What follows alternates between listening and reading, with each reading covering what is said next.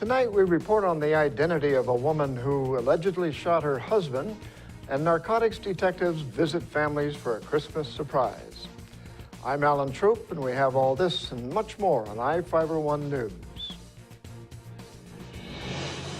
From the Ifiber One HD studio here in the heart of the Columbia Basin, this is Ifiber One News, your #1 source for local news, sports headlines, and our very own Weather Center forecast covering the entire Columbia Basin. This is Ifiber One News, and it starts now.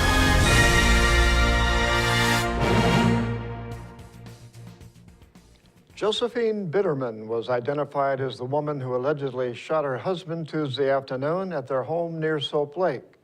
Bitterman, a 77-year-old Soap Lake resident, was interviewed by investigators following the shooting in the 18,300 block of Division .5 Road Northeast.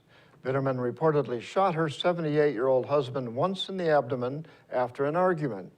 The husband was flown by MedStar to Central Washington Hospital in Wenatchee, where he is listed in stable condition. Bitterman, who also goes by Josephine Johnson, was arrested Tuesday night for assault in the first degree. A local union group brightened Christmas for 30 children in Quincy. Reporter Cameron Probert has the details.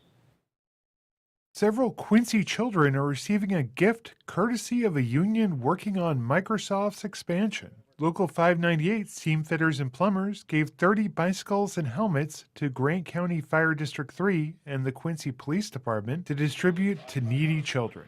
Sean Holland, a pipefitter steward at the data center, said the donation is part of the union's Bikes for Tykes program. Originally we started it at Hanford, out at the Bechtel vitrification plant, where we get bikes for the Toys for Tots program. We call it Bikes for Tykes, and then we build those bikes for all the areas that are within our jurisdiction. And we give those to needy families and needy kids at Christmas time who maybe need a bike and couldn't afford one. The union began the program about 5 years ago with 121 bikes. The union purchased more than 1,800 bicycles this year. The majority were donated to the U.S. Marine Corps' Toys for Tots program. The remaining bikes are delivered to fire departments to distribute. Actually they're from very small bikes with training wheels all up to age 12, where it's like small mountain bikes. So it covers the whole gamut of ages from very small children to 12, 13-year-olds. For Ifiber One News, this is Cameron Probert reporting. Grant County narcotics detectives surprised 3 families this week with a Christmas they never thought they would have. Reporter Joe Utter was there and has the story. These guys are used to being undercover, but not usually wearing Santa masks. A quick raid meeting Monday morning, and the detectives from INET, along with the Grant County Sheriff's deputies and Moses Lake and Quincy police officers, headed to surprise 3 families with what they called a rest warrant, giving families a well-deserved rest during the holiday season. 3 families were selected with the help of local churches, and each family's clergy was on hand during each of the warrant services. With presents in hand and an awaiting grandmother and 6 grandchildren inside a Moses Lake home, officers and several county officials served the rest warrant, signed and written by Superior Court Judge Evan Spurline and read out loud to the family by District Court Judge Tyson Hill. But it wasn't just presents for the kids. Grant PUD paid the family's power bill for the next 3 months. They were given an oil change and a gas card, night out for grandma, a traditional holiday meal, and gift cards to help fill immediate needs. And one last surprise as the family headed outside as a truck pulled up filled with bikes for the kids as an early Christmas present. Meet Kathy Gardner, a grandmother to her 6 grandchildren she's raising on her own.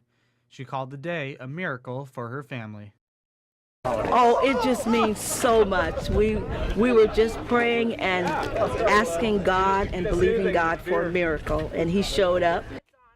Gardner added it would have been a difficult holiday season without the surprise. And it means so much to the children because we were wondering how we were going to figure things out, but there was already a plan in place. And so again, we just thank you so much for everything and just the community and the love that's been shown. We're so grateful. The idea for the event came from the Lowell Police Department in Michigan, where video of their traffic stops went viral after officers stopped drivers for minor traffic violations. But the officers weren't handing out tickets. A few quick questions about what the driver's family wanted for Christmas, and moments later, those items showed up. Because INET detectives don't conduct traffic stops, they decided to serve warrants. INET's plan came together in less than 2 weeks, with more than $5,000 raised in cash and donated items from local businesses and individuals. The next stop was to the home of Keith and Elizabeth Dovier and their 2 young children. Keith works the night shift, and as a single-income household with 2 children, he said they had just enough money to get their kids only a couple presents for Christmas.